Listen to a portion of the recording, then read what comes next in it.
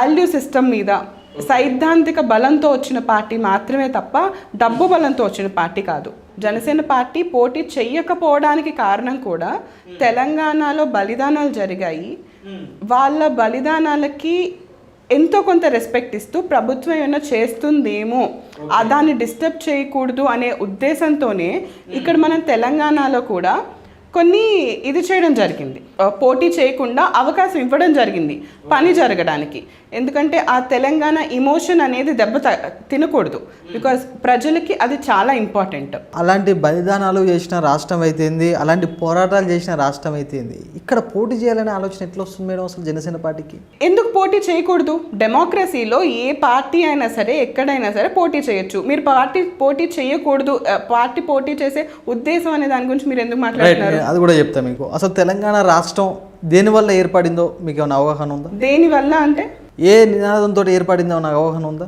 Okay, వాళ్ళు నిధులు, నియామకాలు, నీరు. రైట్. నిధులు, నియామకాలు, నీరు ఈ మూడింటి కోసం ఏర్పడింది జై తెలంగాణ అనే నినాదం, ప్రత్యేక తెలంగాణ రాష్ట్రం. అలాంటి తెలంగాణ రాష్ట్రంలో ఒక ఆంధ్ర నాయకుడు స్థాపించిన పార్టీని మళ్ళీ తెలంగాణ ప్రజలు, మీ జనసేన పార్టీని అయితేంది, ఉప్పల్ నియోజకవర్గ ప్రజలు మిమ్మల్ని అయితేంది ఆదరిస్తారన్న నమ్మకం ఉందా? మీరు అసలు మమ్మల్ని ఆంధ్ర వాళ్ళు అనే ఒక ట్యాగ్తో ఎందుకు చూస్తున్నారు? మేము పుట్టి పెరిగిందంతా ఇక్కడే. లేదు, మా అధ్యక్షులు పవన్ కళ్యాణ్ గారు ఇది నాకు మరో జన్మనిచ్చింది తెలంగాణ గడ్డ అని చెప్పి ప్రతి వేదిక మీద చెప్తూనే ఉన్నారు. పవన్ కళ్యాణ్ గారికి ఎన్ని రాష్ట్రాలు జన్మనిస్తాయి? తెలంగాణలో ఆయన ఎక్కడ ఇది చేయలేదు. ఏ రాష్ట్రానికి వెళ్ళినా కూడా ఇది నా ప్రాంతం అనే చెప్పుకుంటాడు కదా మీ అధినేత. భారతదేశం మొత్తం అందే కదా.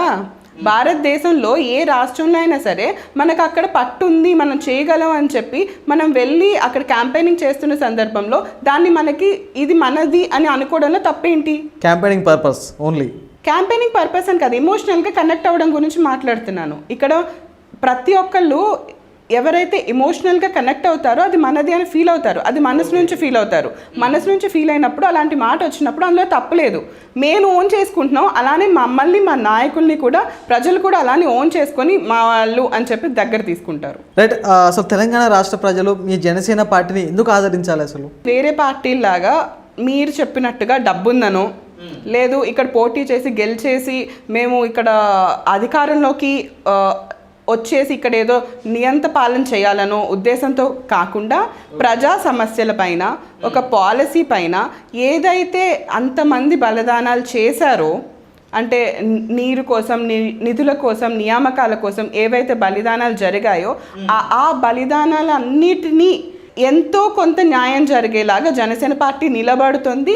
ఆల్రెడీ పవన్ కళ్యాణ్ గారు ఆంధ్రప్రదేశ్ రాష్ట్రంలో చేస్తున్న పనులు ఏంటి ఒక డిప్యూటీ సీఎంగా ఉండి అని చెప్పి ఈ రాష్ట్ర ప్రజలందరూ కూడా చూస్తున్నారు. కాబట్టి ఇక్కడ కూడా న్యాయం జరుగుతుంది అని చెప్పి ప్రజలు నమ్ముతారు. రేపు రానున్న ఎలక్షన్స్లో మమ్మల్ని ఆదరిస్తారు. వాస్తవానికి నేను ఒప్పుకుంటా, జనసేన పార్టీ అధినేత పవన్ కళ్యాణ్ గారికి ఫ్యాన్స్ ఉన్నారు తెలంగాణ రాష్ట్రంలో. కానీ ఆ ఫ్యాన్ ఫాలోయింగ్ ఓట్లకు ఎందుకు మార్చుకోలేకపోతున్నారు? ఫ్యాన్ ఫాలోయింగ్ని ఓటుగా మార్చుకోవడానికి కొంచెం టైం పడుతుంది. ఎందుకంటే మాకు ప్రతి చోట ది సో కాల్డ్ లీడర్షిప్ అనేది లేదు. జనసేన పార్టీ కానీ అధ్యక్షులు గారు కానీ ఏమి ట్రై చేస్తున్నారు అంటే మెంబర్షిప్, అంటే ఒక ఫ్యాన్గా, ఒక అభిమానిగా, ఒక జనసేన పార్టీ సభ్యత్వం తీసుకున్న వాళ్ళల్లో లీడర్షిప్ స్కిల్స్ డెవలప్ చేసుకుంటూ వాళ్ళని లీడర్స్గా తయారు చేయాలి అనేది జనసేన పార్టీ ఉద్దేశం. సో ఆ ప్రాసెస్ కొంచెం టైం పడుతుంది. ఇప్పుడు ఆ టైంలో ఉన్నాం. సో డెఫినెట్లీ కొన్ని చోట్ల ఆ ఇవల్యూషన్ ఆఫ్ అ లీడర్ అనేది జరిగింది, కొన్ని చోట్ల ఇంకా జరగాల్సి ఉంది. ఓకే. సో ఆ ప్రాసెస్ వల్ల మీకు ఆ డిలే కనిపిస్తుంది. కానీ ఎందుకంటే ఇక్కడ ఎవరు యాజ్ అ లీడర్ బయట నుంచి వచ్చిన వ్యక్తులు కాదు.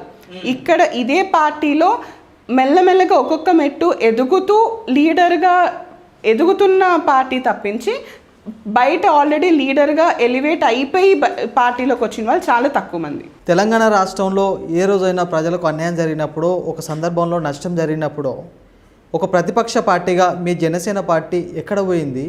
అసలు ఏ ఒక్క సమస్య మీదైనా మీ జనసేన పార్టీ తెలంగాణ రాష్ట్ర ప్రజల తరపున నిలబడిందా అంటే ఏం చెప్తారు?